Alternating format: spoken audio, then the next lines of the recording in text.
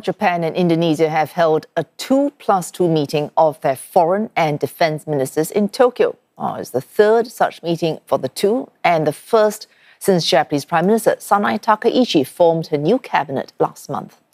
2+2s offer a venue to strengthen cooperation between maritime and defense forces for the frequently expressed goal of a free and open Indo-Pacific. Japan's defense minister last week stressing the significance of Indonesia in any geopolitical calibration, making ties indispensable. We're joined by CNA's Indonesia correspondent Chandni Vatvani, and she's live from Jakarta. Chandni, of course, this is the third time we're seeing a 2+2, so we know that maritime security and defense would be on the agenda. But for this particular iteration, what have we heard from these talks?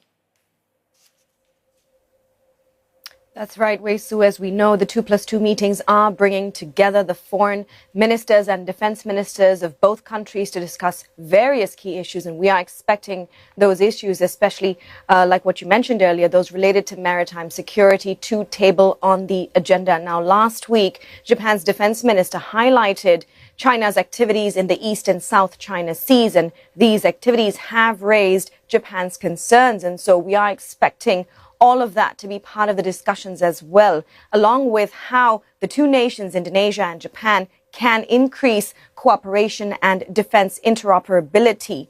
Now, earlier this month, Indonesia's political advisor to the Ministry of Defense said that the bilateral defense ties have grown significantly in recent years to encompass strategic dialogues, personnel exchanges, joint education and training, combined exercises and collaboration in the industry. However, he also said that there was a potential to expand on their collaboration, particularly in defense technology through joint research, innovation, professional exchanges and integrated training. And so we are expecting to see pledges of commitments in maritime security and all of those potential additional spaces as well. Indonesia and Japan are both also expected to affirm their shared commitment to strengthening bilateral relations through the OSA framework, the Official Security Assistance Framework, under which Japan provides defense equipment assistance to partner countries. Now, there's also talk of the two countries discussing the possibility of jointly developing a naval fleet during these talks. And so we're keeping a close watch on that as well. Chandni, 2+2s or meetings like these, a chance for Indonesia to form some kind of collaboration, cooperation without violating its long-standing non-alignment policy, Indonesia's friend to all foreign policy.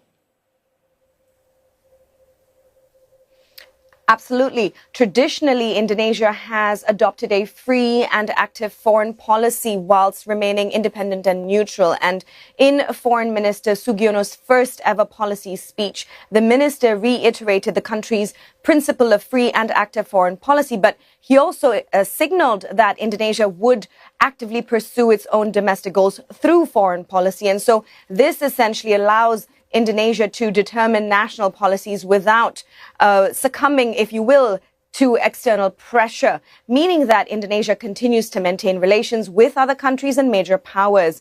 For example, earlier this year in April, Indonesia also held a 2+2 meeting with China. And we also know that Indonesia is currently mulling an acquisition of Chinese J-10 fighter jets. Now, Japan's defense minister has previously emphasized that Indonesia has an important position in regional security dynamics and that Indonesia is a key partner in strengthening defense cooperation. And so Indonesia essentially is able to keep its ties and cooperations with other nations while it strikes a balance when it comes to its own foreign policy stance. Thanks. CNA's Indonesia correspondent Chandni Vatvani speaking to us live there from Jakarta.